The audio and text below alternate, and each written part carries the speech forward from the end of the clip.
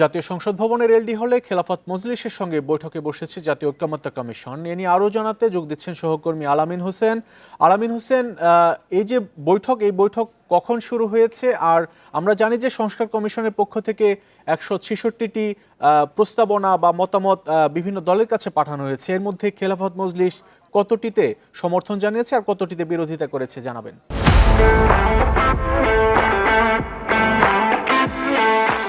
মজলিসের সঙ্গে সকাল 9:30টার দিকে জাতীয় ঐক্যমত্য যে কমিশন, সেই কমিশনের চেয়ারপারসন প্রফেসর আলী রিয়াজ তার সঙ্গে আসলে সেটি তারা বৈঠক করছেন এবং সেখানে খেলাফতে মজলিসের সাধারণ সম্পাদক আহমদ আব্দুল কাদের তিনি যেটি বলেছেন যে তারা বেশ কয়েকটি বিষয়ে ঐক্যমতে পৌঁছেছেন, অর্থাৎ যেই প্রস্তাবনাগুলো বিভিন্ন সংস্কার কমিশনের পক্ষ থেকে দেওয়া হয়েছে তাতে বেশ কিছু প্রস্তাবের বিষয়ে তারা বিরোধিতা করছেন, আবার বেশ কিছু প্রস্তাবের বিষয়ে তাদের ঐক্যমত রয়েছে। তারা যেটি বলছেন যে ছাত্র জনতা যে নতুন বন্দোবস্তের রাজনীতি চায় সেটিতে তারা বিশ্বাস করেন, তবে এখন পর্যন্ত স্পেসিফিকলি কি কি বিষয়ে তারা আসলে সুপারিশ প্রদান করেছেন, কোন কোন বিষয়ে তারা ভিটো দিয়েছেন অথবা আপত্তি দিয়েছেন সে বিষয়ে এখন পর্যন্ত সুস্পষ্ট কোনো বক্তব্য নেই। সকাল 9:30টায় তাদের ঐক্যমত্য কমিশনের সঙ্গে বৈঠক চলছে এবং সেখানে ঐক্যমত্য কমিশনের অন্যান্য যারা সদস্য রয়েছেন তারাও আসলে সেখানে অংশ নিয়েছেন। এর বাইরে আপনি জানেন যে মূলত দুটি দলের সঙ্গে বৈঠক হবে। এর মধ্যে খেলাফতে মজলিস এবং বাংলাদেশ লেবার পার্টি যারা তাদের সঙ্গেও বৈঠকের কথা রয়েছে।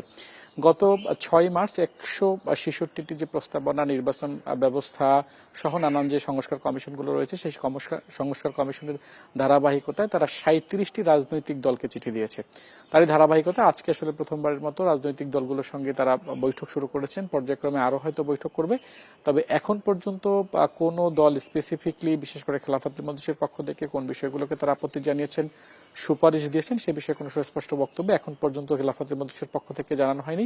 এখানে লেবার পার্টির যারা নেতৃবৃন্দ রয়েছেন তারাও আসছেন, তারাও যেটি বলছেন যে তারাও অনেক প্রস্তাবের সঙ্গে বিরোধিতা রয়েছে বা দ্বিমত রয়েছে ঐক্যমত্য কমিশনের, সে বিষয়গুলো সম্পর্কে তারা বৈঠকে বিষয়টি স্পষ্ট করবেন।